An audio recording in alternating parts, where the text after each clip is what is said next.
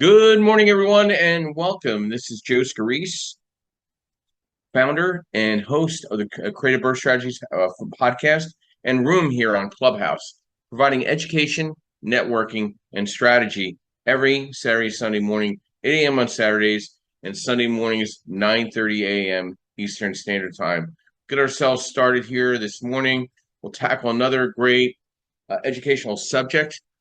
Pretty excited about this discussion. I try to identify subjects that are going to make a difference in your decision making as a real estate professional. So, these are very customized discussions, and I want to make sure you understand. Like, I don't just pick these out of a hat. There's a decisive way of how we're putting this together from a coaching, mentoring perspective, and I think it's working. We're hitting close to 75 podcasts on our website, so you can always check us out. Um, and I want to thank our sponsors this morning, of course. I want to thank Mr. Yerdal Perkins, our social media strategist and architect to the podcast, our websites. He's here to provide insight and strategy and website design and opportunities to create social media analytics for you as a real estate professional. So reach out to him. I'd like to thank Miss Linda Pelagas from Realty 411. She provides national events and a national publication for real estate professionals throughout the country.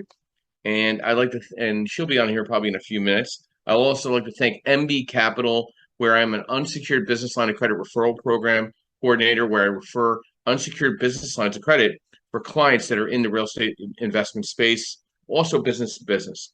I'd like to thank Lenmark Capital, where I am a senior loan analyst, providing asset-based lending nationwide, DSCR, fixed to rent, fixed to flip, uh, new construction, multifamily, mixed use, blanket loans, portfolio lending, advisory and strategy, hopefully to assist you in growing out your real estate portfolio.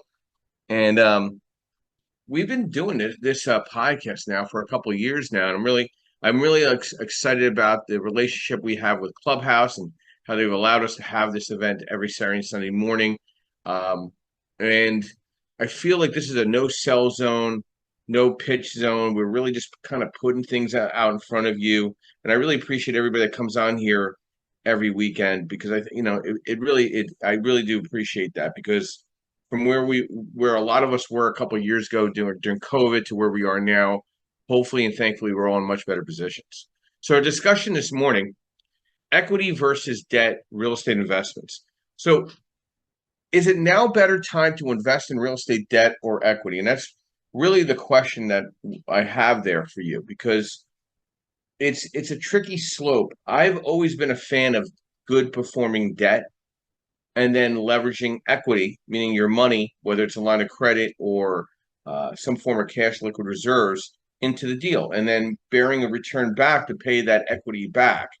Now, there's other forms of debt and equity in more of a capital stacking environment when it comes to multifamily, syndication, partnerships, who's bringing what to the table.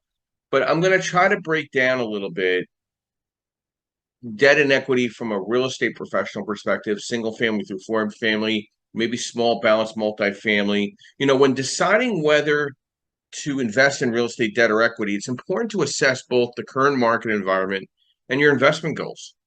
Some factors you want to consider when evaluating whether now is the better time to invest in real estate debt versus equity.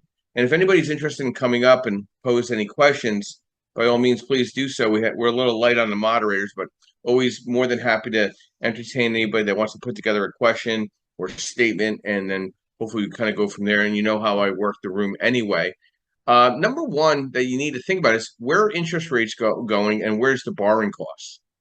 Does it make sense to leverage your line of credit against buying using a debt mortgage with buying a single family to four family home? You got to weigh those numbers out. You got to weigh the cash on cash return out.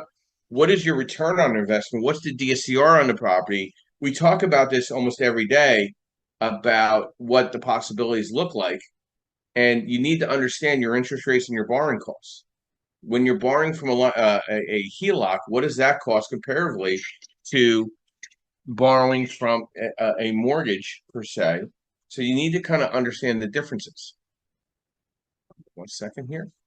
Number two, you need to understand market performance and property valuations.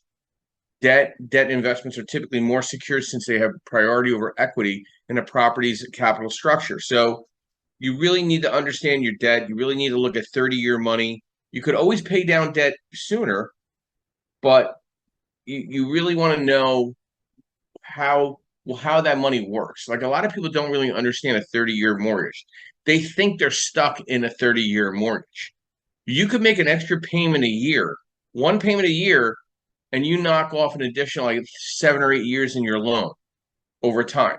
So there's different ways of taking that 30-year mortgage and kind of flipping it into a 15-year or 20-year based on whatever rate it is. So the rate is almost near irrelative if the property's cash flow performing, right? So if you could add a 13th payment or add an extra $500 a month, every a quarter, or toward the loan balance, the prepayment is just there that you don't pay the whole balance off in the first 5 years or 3 years or 2 years.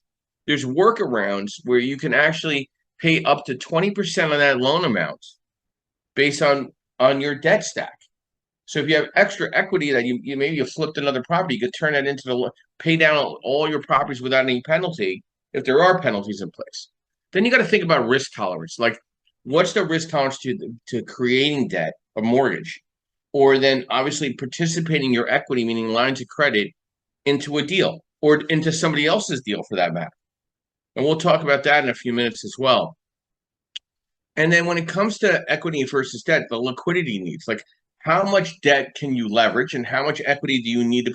Everybody always asks me, how much do I need to have into a deal? It all depends because in the asset-based lending space, it depends on the DSCR. Is it a BRRRR? Is it is it turnkey? We need to see 3 to 6 months reserves on the BRRRR. We need to see 6 months reserves on the DSCR, whether it's cash out, refinance, or purchase. Now, in the refinance space, if it's a cash out, most asset-based lenders use the cash as your reserves. Now, you can show a bank statement with $5 in it because if we know you're getting 40 grand out, there's your reserve base. If you prioritize income stability and have a lower risk tolerance, now might be a good time to consider real estate debt, especially with the higher interest rates providing stronger yields.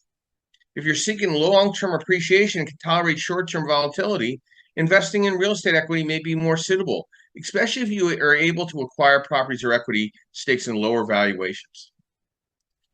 So when it comes to a lot of people, they think with equity or debt, they think about the multifamily syndication. I'm not here to either promote or talk bad about syndications, but you're depending on a lot of other people to make you money. And that kind of makes me nervous. Like, you don't have complete control when you're providing equity to somebody else for their debt. And you really need to think about that. Have you been to the building? Have you met with their team? Is there any weak spots that concern you as an investor? Because if you allocate your money into somebody else's investment, now you're kind of waiting, hoping that they evaluated that deal correctly. I'm not a fan of that, doing that right off the bat. I'm more of a fan of that when you have some passive income and you're really trying not to be so involved. And not all of us are in that position. Okay. So, respectfully, if you're just starting out, I don't think a syndication partnership from a crowdfunding perspective and putting money into a investment makes a lot of sense. You should learn how to understand the investment itself as an investor directly, and then figure out, does it make sense to put some of your extra profits into something else for somebody else that has a deal where you can leverage that and make some passive income. Justin, good morning and welcome. Brief overview, who you are, what you do, and thoughts to our discussion this morning: equity versus debt, real estate investments. Justin, are you there? Justin going once. Justin going twice. We'll come back to Mr. Justin. There he is. Sorry, Joe. I'm here, but you can make a circle and come back to me if you'd like. But I'm ready to go. Go right ahead. Go ahead. Oh yeah, man. Well, good morning, everybody. That's the Southern Louisiana market. I live there. And you're ready for the family. But uh, I think very important conversation in my opinion. It's got your equity, have, your debt position, which obviously is the ratio of what you have already contributed into the deal versus what could be or should be contributed into the deal. Um, Looking at the stuff on top of how, but but I will say this: I believe in um, strong equity positions in the riskier situation you're in. I understand that in the beginning, or if you're resetting like myself right now, you're trying to do a reset or something like that, get back into the market, get back into the game. Um, Going with a lender that will allow you to put a little bit less down, yeah, that's a good strategy to get back started. I don't think that is the best strategy for long term buy and hold. Uh, in my opinion, just to be brief with it, I don't that the per units that you're putting into this, or you're looking at in a ratio, the higher equity position you want to be in. The more units that you have, the harder things are to trade. The longer they take to trade and sell, and okay, during a shift, right? Just to bring it all home together. During a market shift, during a change, right? Larger properties are seeing significant increases in their value. And so that's why I say equity position is highly important. You go into one of these deals with 10% down, but you can't go into it 10% down. So let's say you try to invest, go into one of these deals with 30% down, and the market takes that 30% away from you. Let's just look at how much influx that we've had in our market across the country. But we can all acknowledge that real estate is market specific. So just I think it's the best safeguard you can do for a fluctuating market that you can't quite put your finger on where things are going, how things are going. And remember, technology has added the element of allowing us to pivot, move, and grow at a faster pace than ever or grown at time in history. So all of those things need to be considered. Uh, Having high equity is like staying on your toes in athletics. So just be ready to pivot. So that's my little 2 cents on that.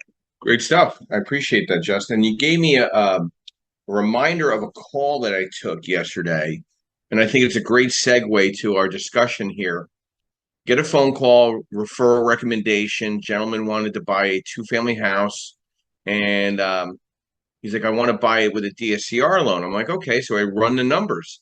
The DSCR does not work, not even at 20, 30, 35% down. It was just a lopsided deal. And he's like, well, dude, there's an upswing to the deal where I can do some light renovations over time, and I got to wait till one of the tenants is out in May of 2025.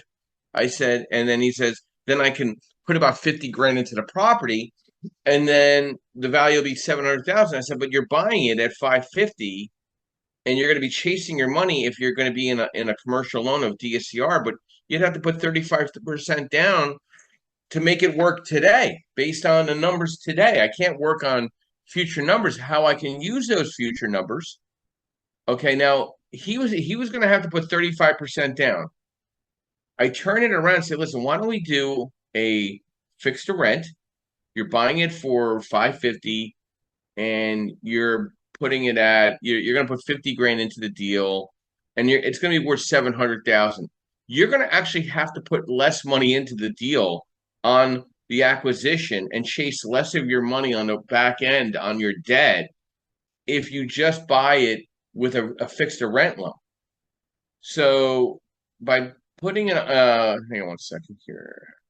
That if you wanted to buy it that way, we were able to get him up to like $420,000, 415. Guy's got an 800 score, and now he's getting more leverage on the fixed to rent.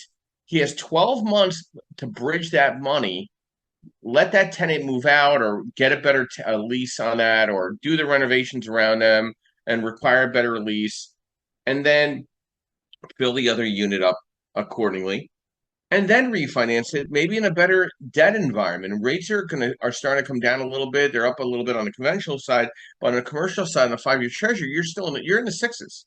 So I said, listen, I don't see rates changing that drastically between now and May of 2025, maybe by a half a point.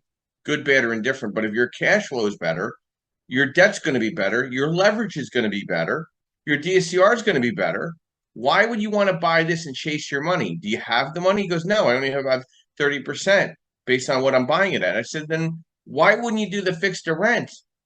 And now you're chasing less for your money, and then you have a much more stabilized debt stack with the equity that you're putting into the deal. So I issued him a term sheet at 10% bridge, fixed to rent, 1.5 on the origination. I'm giving him up to $420,000. I'm 100% on the 50 grand, up to $420,000 on the purchase. He's bringing less money to the table. He's going to be able to really restabilize that debt, make it look better. The value's between 7 and 750, and he's not going to have to chase all his money down. The way of leveraging debt and equity is not chasing your money for the next 30 years. It's about capturing as much out by creating enhanced value to a property by renovating it and restabilizing it. We offer these worksheets through this club only to people that are listening. So I could show you the worksheets how to better underwrite your deal to understand whether it's a good DSCR deal up front or it makes more sense to do a fixed to rent. Now, there's some markets you cannot enhance the value putting X amount of dollars in. So you got to be very concerned about cash flow or getting it more of a discount or walking away. And that would be a concern of mine as well. Travis, good morning and welcome. Brief overview, who you are, what you do, and thoughts to our discussion this morning. Equity versus debt. What's the better time to invest in real estate, debt, or equity? Hey, good morning, everybody. I'm Joe. Hey, I'm Travis. I'm a real estate brokerage in the Houston area. Sorry, bringing in some groceries here. So, I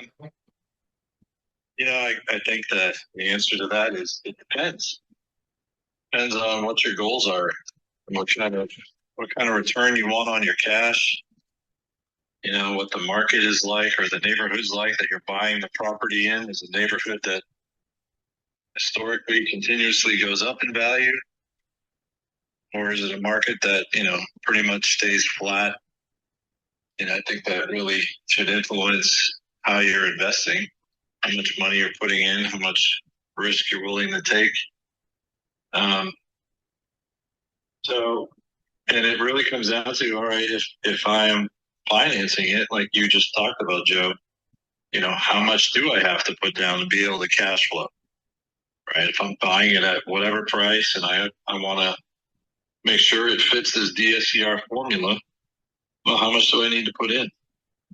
And is that the kind of return I want on my money at the end of the day? I think it's that simple, really.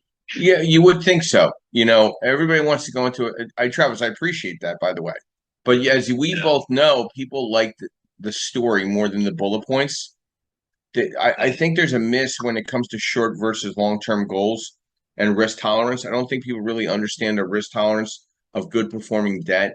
They think it's okay to buy something and not do the bridge and just go right to the DSCR, and now you're chasing your money, and they don't really evaluate the cost benefit or the timing of getting that money back. Does that make sense?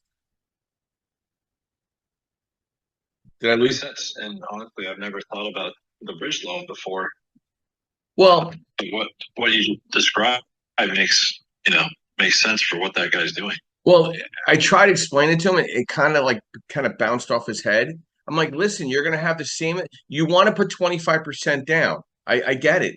I'm allowing you to do that, or even a little less. But I'm also giving the money to renovate and restabilize the property to create that end value. If you do it the way that you're trying to do it, you're going to have to put 35% down. You're going to have to put the 50 grand out of pocket And now you're going to be chasing your money for the next 5 years in the loan, right? I mean, like, I thought I explained it as best as possible. I think it made sense, and I showed him the risk.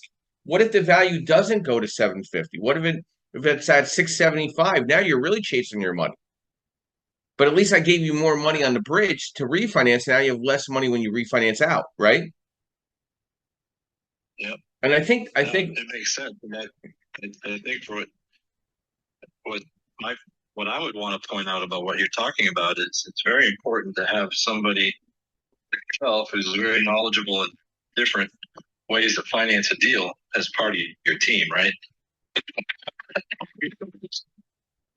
Loans or working with a lender that doesn't know all these different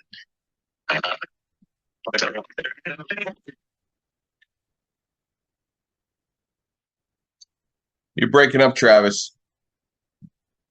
You're breaking up. You there? Oh, I'm sorry, man. You're there now. You're back.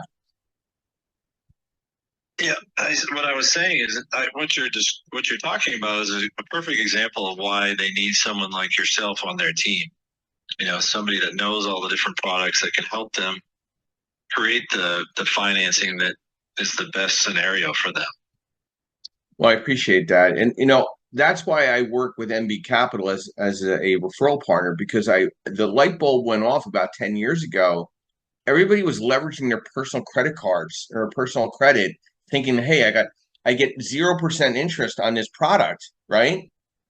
And I'm saying, wait a minute, let me give you this line of credit in the commercial veil. It doesn't impact your personal credit, and you still get the 0% interest. Or there's another type of line of credit we could set you up for that doesn't impact your personal bottom line, and pay that back instead of using your line of credit under your personal name or using up your liquid assets.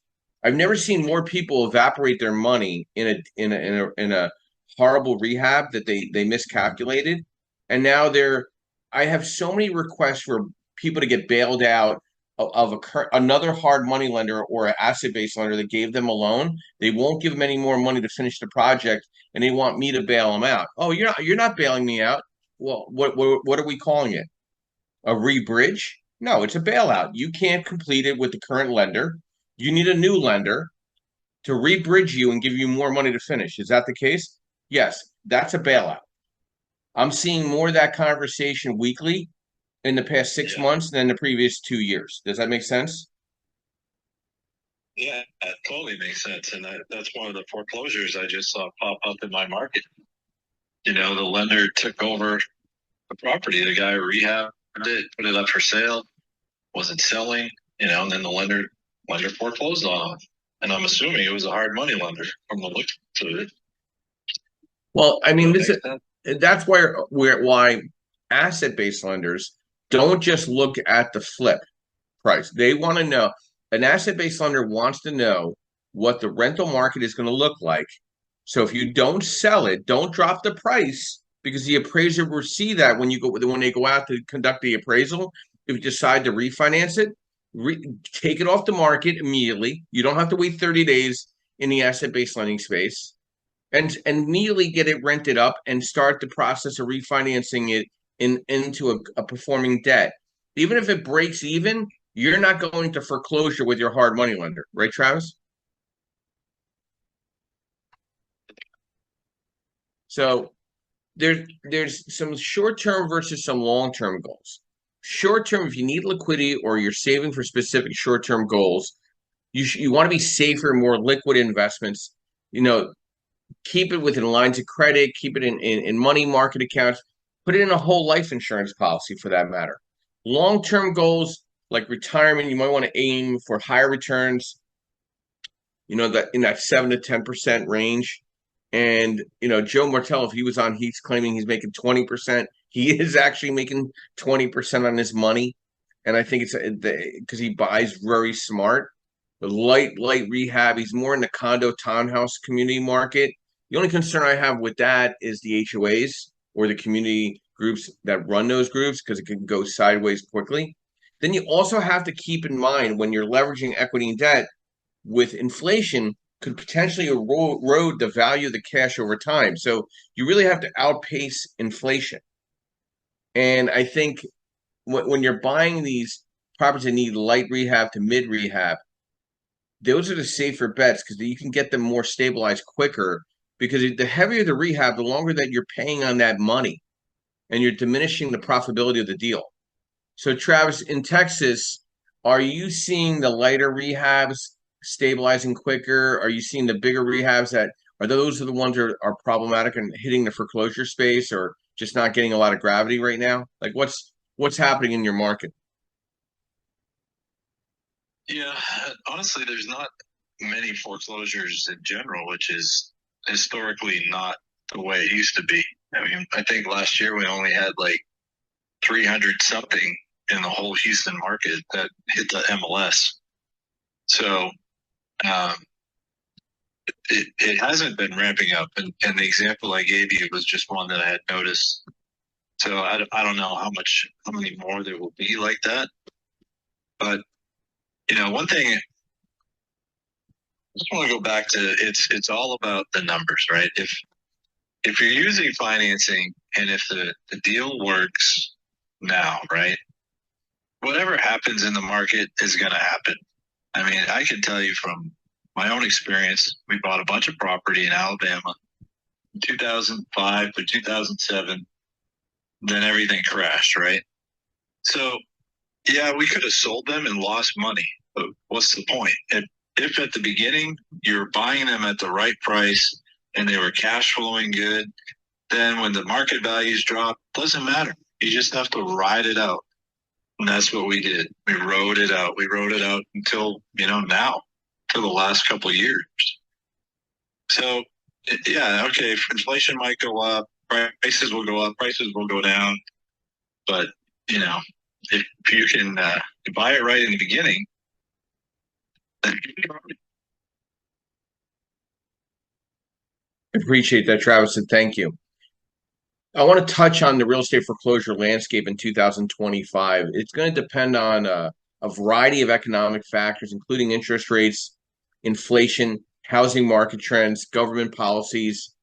Um, these are some of the items I want you to think about that could influence foreclosures in 2025. I'm seeing foreclosures happening on the asset-based lending space because I think the individuals or the lenders that underwrote those deals, there's not a lot of experience behind those underwritings. I know specific asset-based lenders that will not lend in specific MSAs right now because they have a high foreclosure rate.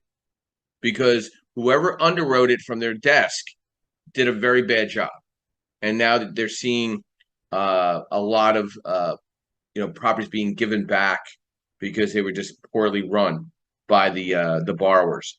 But some trends I want you to keep an eye on. Listen. You have to understand equity and debt. You have to follow interest rates. You have to follow the 5 and the 10-year Treasury. You need to constantly be reading up on inflation, economic information.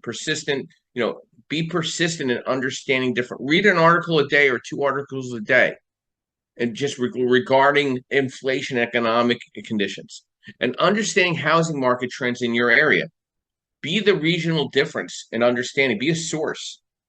Understand where opportunities are cooling and opportunities are staying hot, and then follow articles on government policies for real estate. Right, understanding the differences where the foreclosure impact is going to be in the commercial real estate specifically, in the office retail. Are you seeing conversions in your market from commercial office retail into a whole nother asset? Medical, assisted living, multifamily, housing affordability, and buyer demand. Housing affordability is still way out of reach. The only people that are buying these Class B plus houses right now are the landlords and renting it back to the people that don't want to be bothered with the risk of rates and economic concerns. Like I just talked to a gentleman, he bought it. He was buying 10, 50, he has 10, like 8, 9 properties. He got laid off by his job position. Now he wants to, be a full-time real estate investor. Suddenly the light bulb went on because he doesn't have a job. So, like, is he buying a new home to live in? No, he's going to rent or stay with family and buy more properties and leverage it under the LLC. I foresee a moderate increase in foreclosures in 2025, definitely geographically based on affordability. and the barrier of entry. I think there's going to be a high end amount of commercial property foreclosures, and there'll be a lot of leveraging of equity debt in those type of conversions because a lot of that though that real estate is going to be you can't use it for the same thing anymore. It's obviously went into foreclosure because of occupancy or poor management. So real estate foreclosures are expected to rise somewhat, but compared to the past few years, most likely will be below the levels of 2008 housing crisis. So I think on the housing side, I think it's not going to be bad. I think it's going to be really bad in the commercial side, unless there's a significant economic shift, depending on the political election.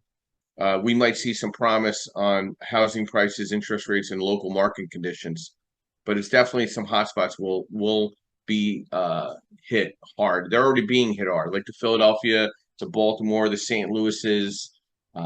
Certain smaller MSAs are not doing well, but there's a lot of foreclosures in those markets because there's a lot of bad underwriting being done in the asset-based lending space. So understanding your equity and debt, I need to really know what you have money available so we don't put you in a bad spot. I don't want you to be short at the closing table. So we have to have a deeper discussion and a bigger strategy discussion on what your equity play is and what is your debt play and what is your goal in the next 1 to 3 years if you're an investor, right? It's not about the 5 to 10 year plan. It's about in the next. All of us are thinking the next year or 3 years. Don't tell me you're thinking 5 to 10 years down the road. It's got to work now, or it's not going to work 5 years from now. You're going to be chasing your money for the next 20. Travis, Yeah. did you want to add something? Yeah, I want to add just for my market, right? So I was getting really curious about what happened to all our foreclosures and was I just crazy, when I first started investing and thinking that there were a lot. So I actually went back into our MLS a couple of weeks ago and I got some data out of our MLS so I could see like how many there were historically. So when I started buying was 2004. And in 2004, there was over 5,000 foreclosures in the Houston market that closed, and the MLS just capped out at 5,000. So I don't know exactly how many there were, but there were over 5,000, and that lasted until 2014. In 2014, it dropped just below 4,000. Now, in 2020, it kept going down. In 2020, it dropped below 1,000. In 2021, it was down to 332. And now in 2024, year to date, we're at 301. So we're probably going to end up higher, than 2023, which is 374. But you can see how drastically we've reduced the amount of foreclosures. And so my question is, where'd they all go? Like who bought them or who's getting them before they're hitting the MLS, or is somebody just sitting on all these empty houses? Well, Travis, that's a good question. I think I have an answer. It might be part of the answer. Well, I'm seeing the wholesale environment, meaning the wholesalers that are trying to buy properties at discount, spending more money. Like I personally have a real estate colleague. They're spending between $10,000 and $15,000 scraping all the possible distressed property opportunities in 4 counties. They're not focusing in the whole state. They're focusing on 4 counties. So I feel like the wholesalers are getting to these people sooner, where that there's a window of opportunity for them to get out with some skin left on the head. I think there's definitely more money being spent in the wholesale area. I mean, you could see it on Facebook and LinkedIn, all the promotions of these off-market deals. I run one of the larger off-market Facebook groups on Facebook, and they're pounding the room with deals, pounding them all over the country. And it's all wholesalers. So where are they getting these from? They have to be spending money and grabbing these clients, letter campaigns, no door knocking. They got VAs calling people. I get a call from a VA probably every other day to see if I want to sell my home or one of my homes, whatever. It's that crazy. So it's not the real estate agent's not spending not even a speck compared to what a wholesaler is spending. What a wholesaler spends in 1 month, a realtor does not spend in 2 years in their marketing campaign. Yeah, that's probably true. Justin, go ahead. Yeah, I'm sorry, Travis, Joe. I'm on that end. You're absolutely right, and I also believe that the technology that they have access to uh, is improved significantly, right, over the past two or so years. I'm gonna throw this in. I'm gonna pass the mic back. You were mentioning like I don't want to hear a 5 to 10 year plan. Like I know that it really does. It shows that maybe you might need to go do a little bit more reading if you're coming to a lender and like, hey, I don't know about right now, but this will look good in 5 to 10 years. It's crazy because if we just go off of the real life example that we texted about and I gave you yesterday, if those guys, I'm sure those guys had about a 5 to 10 year plan on their fourplex. They bought for $300,000 and now they're consistently dropping the price to 190, all of that stuff. That is not served well. That's a very unfortunate position to be in for one property, one fourplex. If you had 4 or 5 of them, that amount of equity, because that's wrong on your debt. So that's my thoughts on that. Yeah, I think you need to sit down with a wholesaler and have an honest discussion of what what are they spending and where are they spending in software in prop tech for that matter. You know what I mean? What are they? I know of wholesalers that are spending 30, 40, $50,000 a month, but they're also charging $25,000 a wholesale fee or $50,000 a wholesale fee. Now, for the real estate agents listening in, I would be upset. Okay, but I'd try to figure out what software they're using first and get past being upset because they're spending a major amount of money in identifying opportunities before an agent can even get to a conversation with the distressed seller. Now, I want to touch on some U.S. markets. I think that analyzing my trends and interest rates and housing affordability, economic performances, where I would play equity and debt heavily because I think there's going to be some opportunities in the Sunbelt City area market. I would keep an eye on Austin, Texas, Phoenix, Arizona, and Orlando and Miami, Florida. You're already seeing the impact in Orlando and Miami. In these other markets, you might start seeing stuff. California, I think it's going to be a bloodbath in San Francisco Bay Area and Los Angeles. It's an epicenter of just really bad government. Sacramento, California could have some experiences there. I think Las Vegas can go through a little rough spot. Some key risk I think is tourism and hospitality are major industries in Las Vegas. Any downturn in those sectors could lead to higher unemployment, reducing homeowner ability to make mortgage payments. So we could see some of that come back to Las Vegas. Houston, Texas. I know Travis is in that market. Housing market is closely tied to the energy sector, which can be volatile. With energy markets remaining uncertain, particularly with the transition toward greener energy, Houston can see an increase in foreclosures if the local employment is hit. The Midwest Rust Belt cities in Ohio, Michigan, and Indiana. We talked about this. Cleveland, Ohio, very tough market to be in compared to the other Ohio markets. Detroit, Michigan, everybody wants to go there. It's so cheap. There's a reason why it's still so cheap years later. And Indianapolis, Indiana, I've been there a couple times. I am not so impressed with their downtown corridor near the stadium. I don't know what form of recovery they're looking at there. The New York City market and surrounding areas could have people buying very high in the Bergen County market in New Jersey. It's almost cresting to the point where nobody can afford to buy a home. I think you could see some problems up in North Jersey and surrounding areas of Westchester County. Chicago, Illinois, another area that I would be highly concerned with. High crime, just really bad government. It's like near communism there. So most lenders are staying away from it right now. I mean, I'll lend in Chicago, but I'm going to want to know more about the borrower. I want to know more about the deal. I want to know about their experience, and I want to see lighter rehab. Some Northeast markets that could be impacted as well. Bridgeport, Connecticut could go through some really bad landlord-tenant relationships in that market. Really bad. So they're always at each other's throats, the landlords and the tenant association. So, while some of these predictions based on current trends, changes in government policies and economic recovery could make a difference and bring new market dynamics and could shift some of these outcomes. Amy, good morning and welcome. Brief overview, who you are, what you do, and thoughts to our discussion this morning, equity versus debt, real estate investments. Good morning, Joe.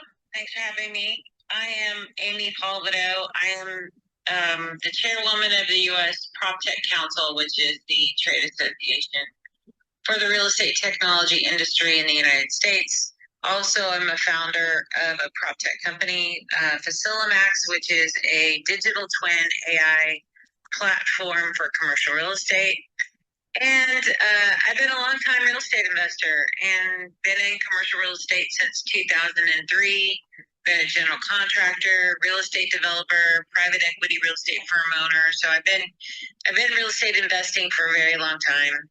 And I always love these rooms. So equity versus debt. Are we talking about the leverage percentage, or are we talking about actually doing debt investing as real estate investing? I just need to. Sorry.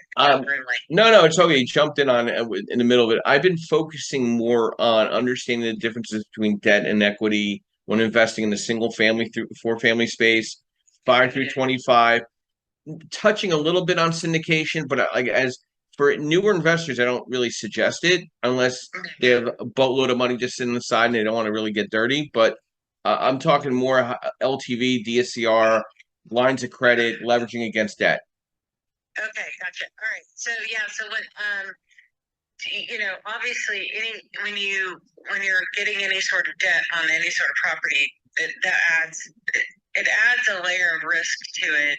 So you got to make sure you're not over levering. I mean, that's what a lot of people got caught up in this last cycle is they were getting bridge debt and they were getting it at like 75% loan to value, 80% loan to value. And when you do that at some point and you catch these weird economic cycles, and it couldn't even be like this one. Like we did the same thing and got in trouble in 2015 in Austin, where we were kind of over levered on some of our deals, and it kind of just made it difficult. I mean, it's just you're beholden to the lender on a lot of different things. So you just want to make sure that you're getting the right amount of leverage, not too much.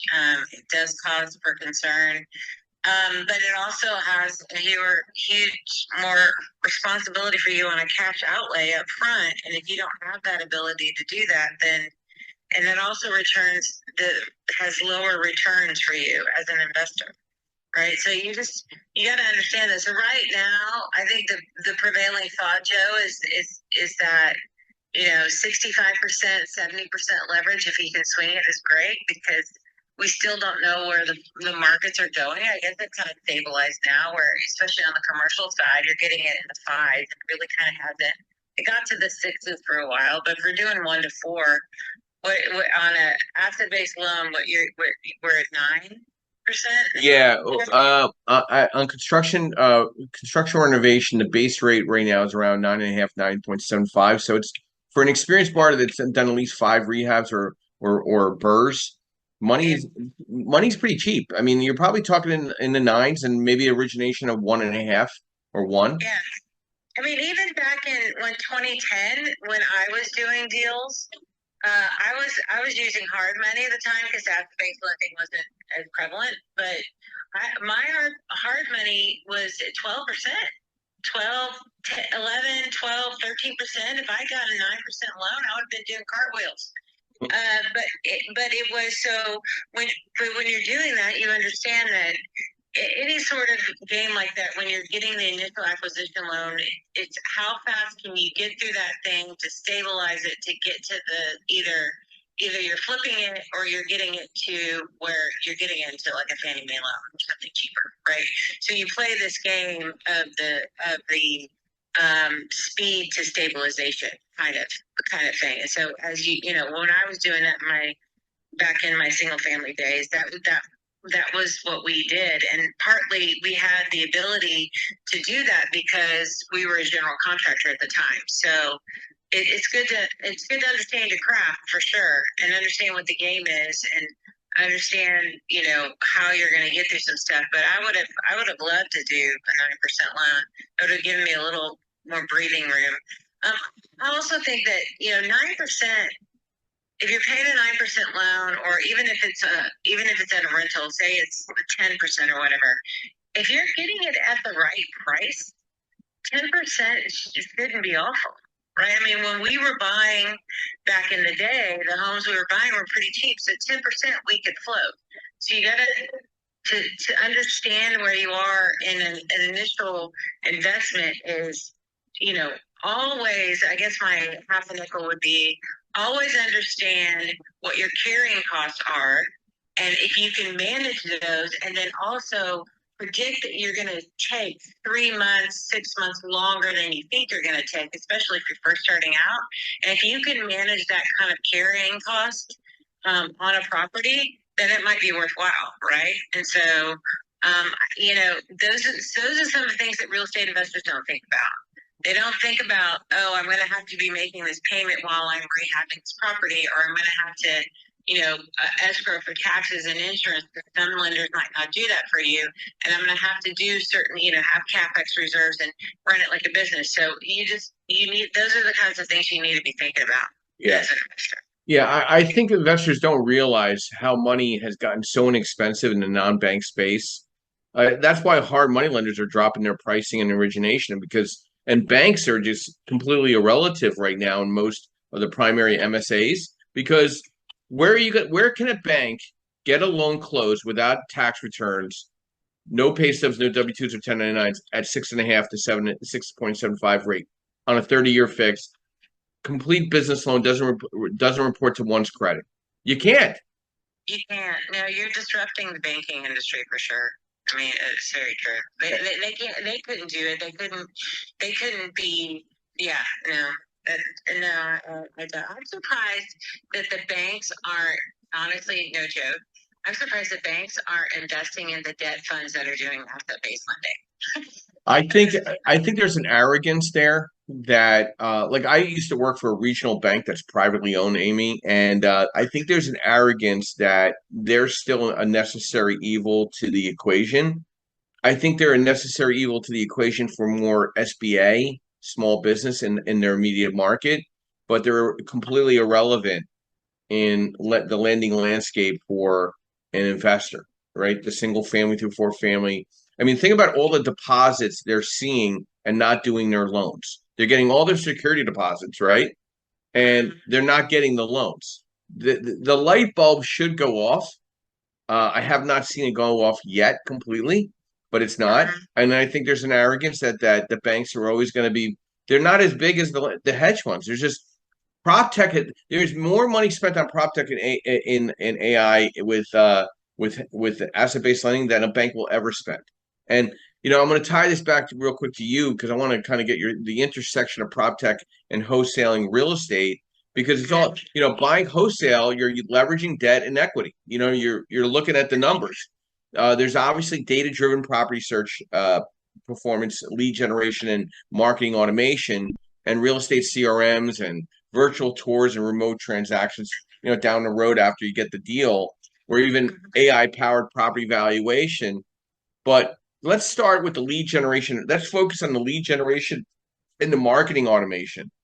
Why are the wholesalers so far ahead of these established real estate brokerages in spending money on lead generation and marketing automation? What are they doing that is creating these opportunities? Because my biggest clients are wholesalers sending me buyers where I'm figuring out equity and debt. Like, what is the problem? What is the miss?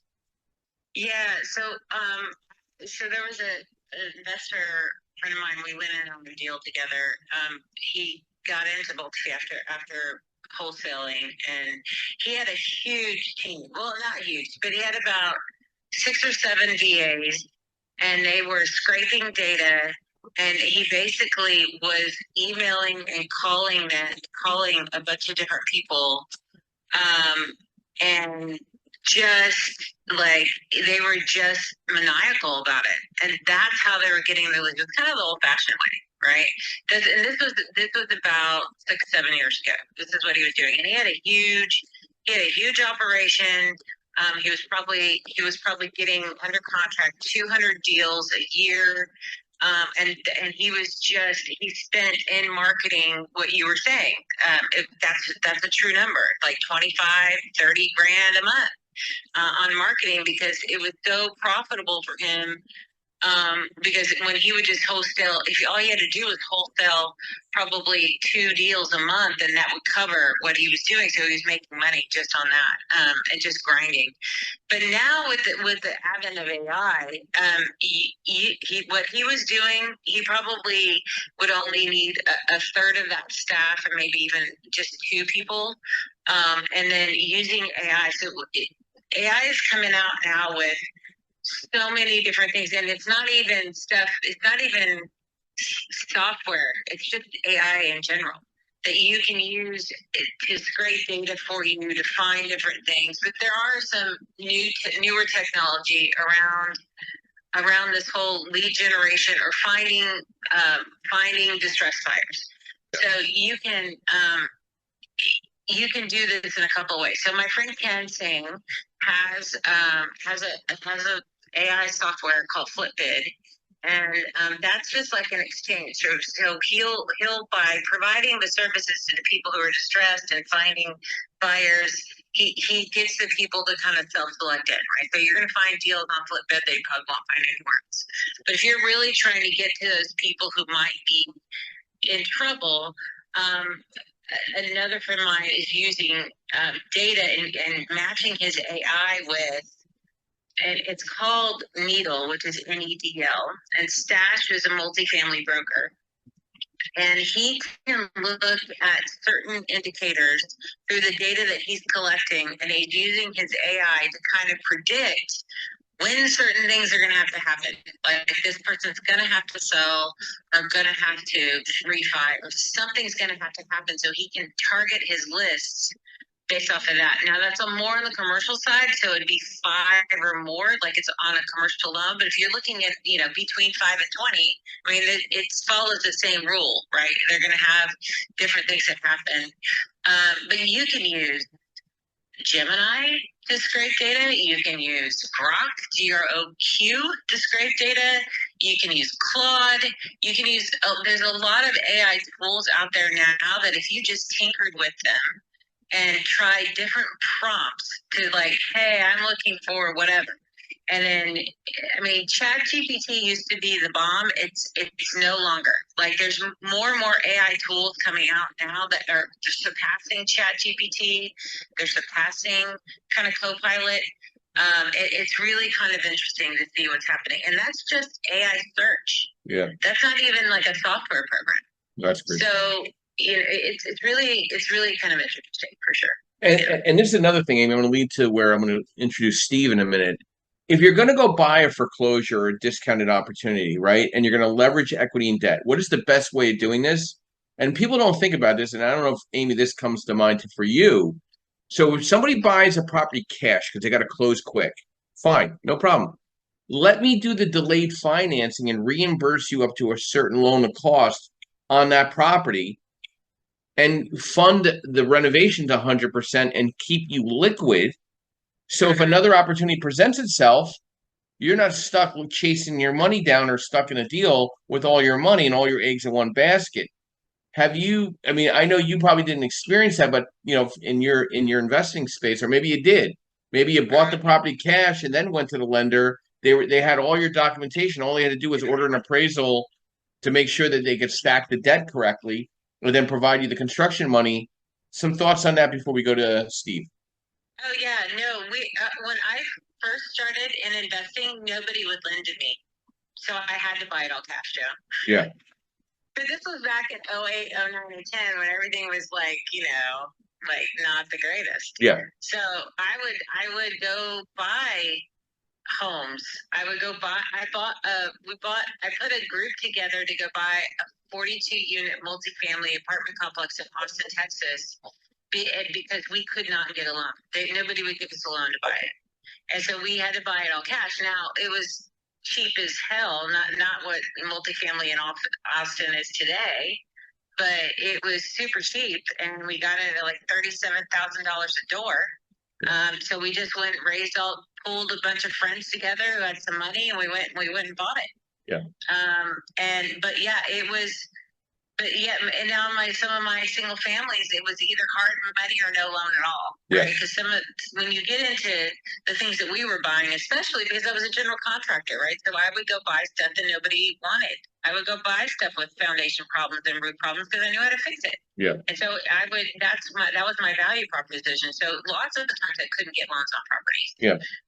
So you just have to but it does offer you, especially if you're going to do a development, like, even if you don't buy the land, if you can partner with somebody who already owns the land, that's a great way to do development. And I was even doing that in the last couple of years, right? Because what happens on the construction loan is they could use the land value as the down payment. So if you're partnering with somebody, and they already have the land, so now your cash outlay is less, and then yes, you can get a construction loan and get moving with what's happening for sure. Yeah, it's a great way to do that. Yeah, you got to get control of your deal, as Amy is telling you. You got to get control from either it's an owner financing perspective. You got to buy cash. You got to be working alongside a lender that understands the term delayed financing. You need to understand the term delayed financing for the small real estate investor. Deciding between investing in equity or debt is crucial with delayed financing if you're leveraging a cash purchase. You're keeping yourself liquid and staying in relationship with the lender. Okay, that is huge. Okay, and you really need to understand how that debt stack works and how that equity participation works as well. Lenders like that you have skin in the game. If you bought it cash and you had to wait for permits and you spent the money on the permits and you're into it for $100,000, I'm going to give you back a strong reimbursement on that, plus providing you the construction money. Why wouldn't you do that? Why would you want to stay all cash and then now you have all your eggs in one basket? So you have to think smart when leveraging debt and equity, especially with lenders or private money lenders. So, Stephen, good morning and welcome. Brief overview, who you are, what you do, and thoughts to a discussion, equity versus debt. I'm a broker, investor, landlord out in northeastern PA. I also run REI homepage, which is kind of a central place for people to learn real estate investing and such and connect. And when you mention wholesalers and what they spend, a portion of my life is wholesaling, and I still spend way more advertising in the wholesale space and running like high-level CRM and all that other stuff. You do have to invest more when you're looking for the things that need to be found before they hit the market. I always tell my agents, don't go on Facebook and look for a wholesale listing, because if it's on Facebook, we've already found what the market says. Go there to find an MLS listing. As far as the topic for today, I always looked at it as, my thing has always been, when I first started buying in 2008, it was a very depressed market at the time of northeastern Pennsylvania. I would do a lot of deals, and I would tell the bank, hey, I want to borrow $30,000. I would fix them, rent them, before I even knew what that was. And I want $30,000 back. And the guy's like, well, you have $80,000 in equity. I said, yes, but my cash flow won't cover $80,000. I only want $30,000. So I always came into it saying, I want to borrow what still leaves me good cash flow. Now, if I have another deal on the line, maybe I'm taking more out. But that's always been my plan, especially if you're a smaller investor and you're playing in a more marginal pool for whatever reason, affordable housing or whatever. I think it's important to not take all the equity, put it in your pocket, because if you have nothing to do with that to make you more money, you're meaning not borrow 90 to 85, 100%. Because if you're just sticking that money in the bank, well, you're paying interest, which is going to be higher than what you're getting elsewhere. Now, if you've got enough deals going on, you can borrow 90% here and be able to put item back into the next deal. Now it works well. My last comment, though, is someone mentioned earlier who your lender is and what they know and how they think. I actually have a current issue. This is one of the deals I'm saying down to you, Joe's, where a lender who was in process, we were doing something, more of a line of credit type situation. I suddenly realized they weren't talking in, here's what's best for you. Here's what's best for the situation you're in. They were all talking about, well, our policy is our package. Which of our products do you want?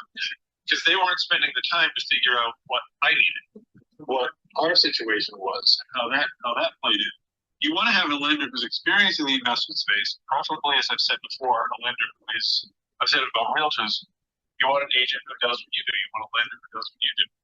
And you also want a lender who understands the direction you're heading and what your situation is. Because I think that's where a lot of professionals run into it. I know as a broker, is what a broker should do. I need to understand what you want to do before I worry about how I do. So I think for me, it's always be careful of saving your equity. I'd rather leave thick equity and be able to maybe go back later with a second or something to buy. But and all of that depends on your personal situation. One other real quick, and then I'll get off, is my first investment was a warehouse in Boston with my brother. And I was all about at the time, pay this thing down, have the cash flow flowing, no leverage, no nothing, it's all cash. Well, the further you get real estate, you find out that's not usually the best plan. So, again, work with a lender, work with other people on your power team to understand, maybe in your situation that is. In ours, it wasn't. My brother was absolutely right. We needed to keep the leverage high for a bunch of reasons. So really, for me, I've always gone with, what is the cash flow? Yeah. If the cash flow tells me, we can afford a higher, a lower level of equity, I can manage it 20, it's something to consider. But that's kind of my 2 cents. It all for me depends on the daily cash flow. So we're at 7 cents. We got a half a nickel from Amy, and we got 2 cents from you. I think we're doing pretty good. We're almost at a full nickel. I appreciate that, Steve. And it's a good point. Who is your lender, and what do they know? Okay, do they understand the leverage of equity to debt? Okay, so understanding equity to debt, meaning if you have a 660 credit score or better, you have a couple lines of credit in the commercial veil, so you're not impacting your credit, and learning how to leverage that to get into the property, whether it's from a BRRRR or DSCR, and understanding the difference of cash on cash return and DSCR. Does the deal make sense leveraging equity versus debt? Having a high leverage of debt doesn't mean it's always going to be good. Maybe it makes more sense to be at a lower leverage of debt and looking at the cash on cash return. And again, it's a deeper discussion that we have. So again, it's about being an educated individual with the right team. You got to be cautious of, you go to a lot of these real estate investor meetings and there's a lot of predatory discussions. You really need to sit down and really understand who you are. Do you have an LLC set up? Do you have the right credit score? Why don't you have the right credit score? Let's fix the credit score. Let's get you unsecured business lines of credit. Leveraging that money, leaving your liquidity in place for the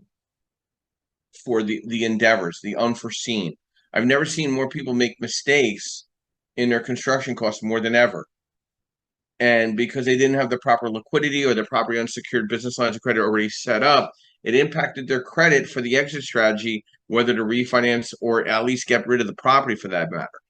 So that you have to have a deeper discussion in understanding leverage, understanding equity, and understanding debt as a real estate investor, whether you're a newer investor. And again, I welcome new investors. I mean, technically, in the asset-based lending space, a new investor can get up to 85% on the purchase and 100% on construction, as long as the renovation numbers are under 45% of the purchase price. So, educational example, if you're buying something to 100, keep it at 45,000 in renovation or less. You have a better shot as a newer investor to get higher leverage, up to 85% on the purchase and 100% on construction, as long as credit's 660 plus. And you're buying in the name of the LLC, and you got to understand where that 15% is coming from, plus closing costs and what your reserve base needed and your 20% contingency. You need to have a deeper discussion with your power team to make sure you're ready to do that. Maybe a partnership makes sense in that circumstance. Not a fan of partnerships, but maybe it makes sense. Somebody bringing a little more money or better credit to the deal. In the fixed to rent space or DSCR space, remember, you only need to have 51% ownership with the best credit as the guarantor under the LLC. So you only have to have that strong borrower in place with the guarantor. If your credit's a little less, let's put you at 49% and keep the partner at 51%. But that's a discussion you should have with your lender before the loan is even submitted. Like, all this is great discussion, but you need to have a deeper discussion, a deeper strategy discussion. It's not a text messaging conversation. It's a conversation you need to have with your fellow professional that you trust in going into battle and buying a piece of real estate, understanding what your financial capabilities are and what risk there are. So if you're not having that 10, 15-minute conversation with somebody to better understand one another and how they're trying to help you in the right direction, it doesn't matter what equity versus debt is at that point. You gotta be hang on a second. Let's take a look at some of the chat. I'm not really sure what it's all about, but you really need to understand equity versus debt and understanding LTV, understanding cash on cash return, understanding leveraging lines of credit, understanding good performing debt and what is really bad performing debt. So I want to thank our moderators this morning, providing insight and their personal thoughts to this discussion. This is probably a little different type of discussion, but I think it opened up a lot of eyes. And I would say, listen, reach out to the moderators, have a discussion with them. My call to action to you is, why haven't we had a conversation offline? Why haven't we had a Zoom call? Why haven't we had a strategy discussion? Why haven't I sent worksheets to you to be a better informed real estate investor? Why haven't you come onto our podcast?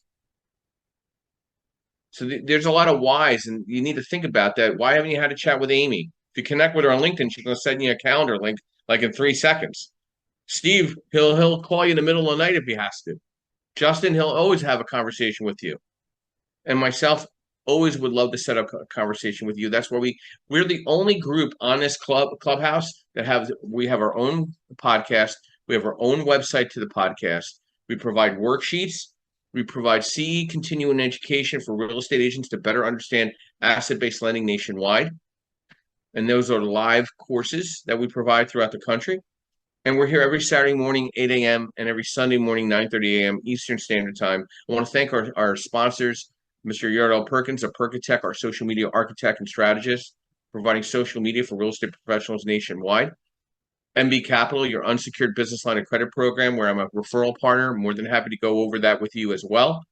Then I'd like to thank Linda Pelagas with Realty 411, providing national publication as well as national events throughout the country. And I'd like to thank Lendmark Capital, where I'm a senior loan analyst, providing asset-based lending in the DSCR space, fixed to rent, fixed to flip, new construction, multifamily, and mixed use, licensed in all 50 states. Also offer a broker and correspondent program for anybody that would like to broker loans or be a white label marketing program coordinator in marketing our money on behalf of clients. And if anybody needs the worksheets, I saw a little chat. I noticed it every once in a while. If anybody needs the worksheets, please email me. My email information is on my profile. My phone number is on my profile. I'm not very hard to find. I'm on LinkedIn. Why aren't we connected on LinkedIn? I provide educational subjects. All these discussions are created as an article and a poll on LinkedIn every week. So all this information is out there for you to re-review, and let's set up a strategy discussion. I would love to hear about strategy discussions you set up with Amy, Justin, and Steven. And my quote this morning, I always like to finish off with a nice little quote. Close your eyes and think about this. I focus on my own journey. I don't need to prove myself to anyone. I just want to be the best version of myself. Thank you, everyone, for this morning. Great subject, great discussions with the mods. And I'll see you next Saturday and Sunday morning, 8 a.m. Saturday and Sunday, 9:30 a.m. Eastern Standard Time with another great set of conversation. And I'll be ending the room in the next 30 seconds. And thank you.